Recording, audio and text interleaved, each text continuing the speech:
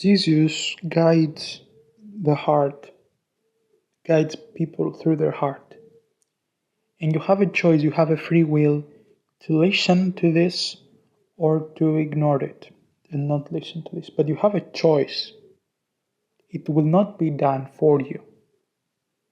You have a choice to move energies, you have a choice to think, you have a choice if you manage your emotion, you have a choice if you do the things you said that you will do. This is all your choice. You have a choice to pray, you have a choice to go by your impulses, your thoughts, or your assumptions, whatever. This is all a choice. What should happen is that you should maintain connection with Christ, and through His guidance by your heart, you should move energies and make sure to make His will, which is ultimately your will, for the benefit of the maximum benefit, for the benefit that what you truly want, happen.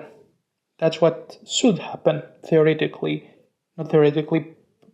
This is the right thing. This is why that's not happening actually, because the heart gets clouded. There is ignorance, there is various influences, negative forces, and that's why there are rituals. He said this is why churches were established and the Holy Mass, the mysteries were practiced to make sure that you are protected and connected with Christ, the one true living God, living Christ.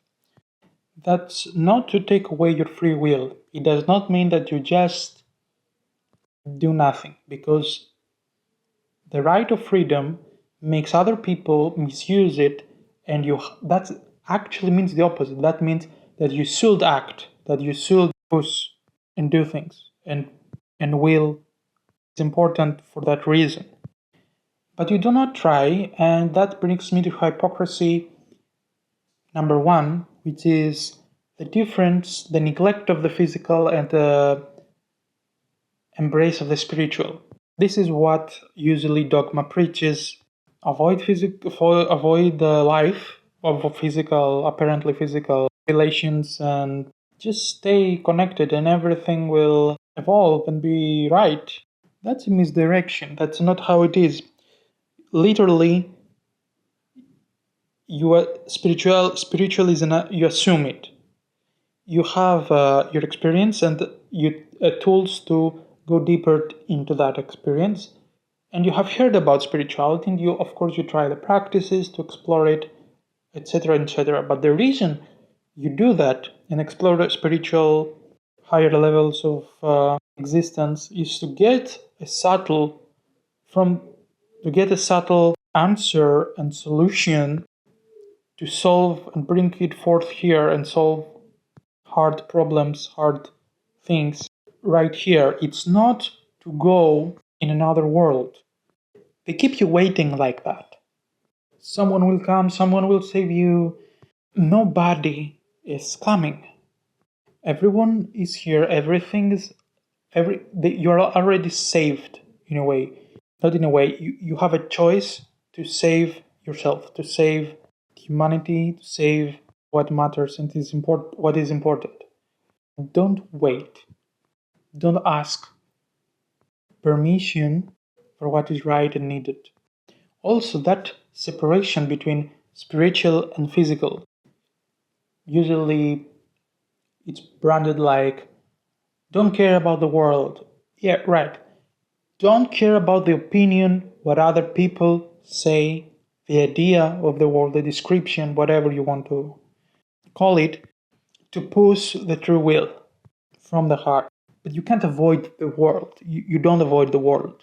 You don't avoid life. You don't avoid life. You don't wait to go to another paradise, to another paradise, another place, to another world.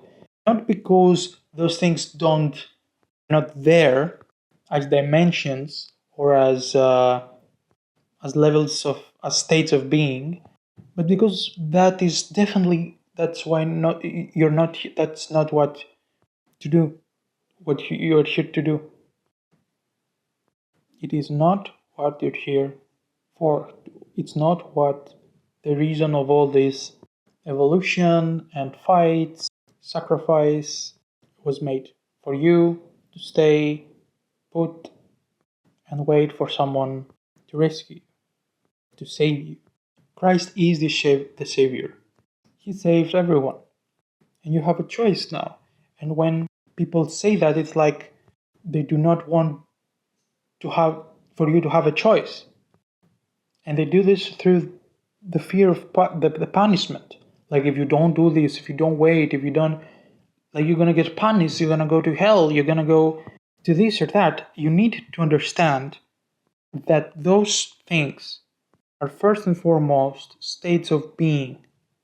Heaven and hell are states of being. If you want to punish yourself and feel hate, and for example, they say don't be lustful, don't avoid lust, or not avoid lust, sexuality and sensuality.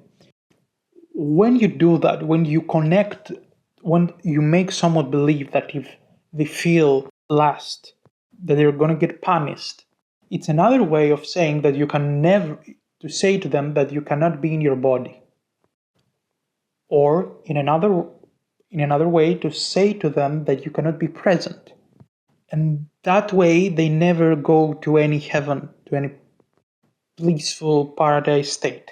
And they do this to control you. I'm not saying that everyone has this intention, but they do a lot of people to control, to manipulate through fear.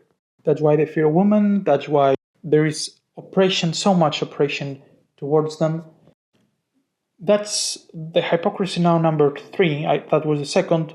That's number 3 right now that I'm going to say. It's that they do the same things that they condemn.